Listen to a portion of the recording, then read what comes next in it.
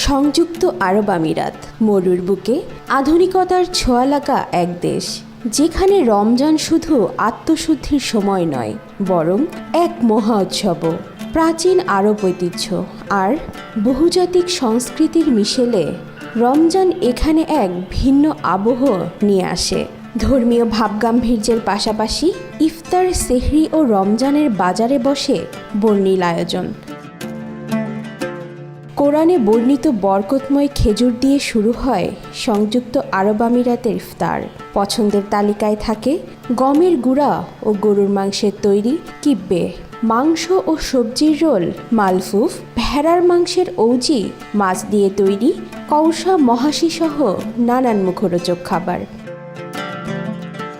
আরবের অন্যান্য অঞ্চলের মতো এখানেও ইফতারের পর খাওয়া হয় ঐতিহ্যবাহী খাবার হারিস, যা গরু বা মুরগির মাংস দিয়ে বিভিন্ন শস্যদানা হালকা আঁচে রান্না করে প্রস্তুত করা হয়।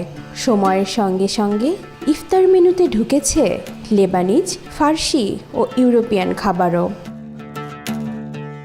রমজান উপলক্ষে আমিরাতের বাজারগুলোতে থাকে বিশেষ মূল্য ছাড় ও অফার। কারফুর, লুলু, স্পেনিশ ও ইউনিয়ন কোঅপের মতো সুপারমার্কেটে নিত্য প্রয়োজনীয় জিনিসপত্রের দাম কমানো হয়। ছোট বড় সব মার্কেটে খেজুর, বাদাম, মধু, মশলা, দুধ, মাংস ও ঐতিহ্যবাহী মিষ্টির চাহিদা থাকে তুঙ্গে। শপিং মলগুলোতে থাকে রাতজাগা কেনাকাটার ধুম। দুবাই, আবুধাবি ও শারজাহর জনপ্রিয় স্ট্রিট মার্কেট ও নৈশ বাজারগুলোর ইফতার ও সেহরির খাবারের এক বিশাল সংগ্রহশালা হয়ে ওঠে। মসজিদ ও কমিউনিটি সেন্টারগুলোতে থাকে বিনামূল্যে ইফতার আয়োজন। দুবাইয়ের শেখ জায়েদ মসজিদ সহ অন্যান্য বড় মসজিদে হাজার মানুষ একসঙ্গে ইফতার করেন।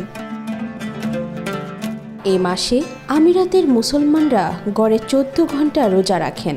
ধর্মপ্রাণ মুসলিমরা তারাবির নামাজে অংশ নেন। দান সাদকার প্রতিযোগিতা চলে। সরকারি বেসরকারি প্রতিষ্ঠানে কর্মঘণ্টা কমিয়ে আনা হয়, যাতে সবাই ইবাদতের সুযোগ পান। আরব উপদ্বীপের দক্ষিণ পূর্ব কোণে অবস্থিত 7টি স্বাধীন রাষ্ট্রের এই ফেডারেশনের রমজানকে কেন্দ্র করে এক অনন্য সৌন্দর্যের পরিবেশ তৈরি করে।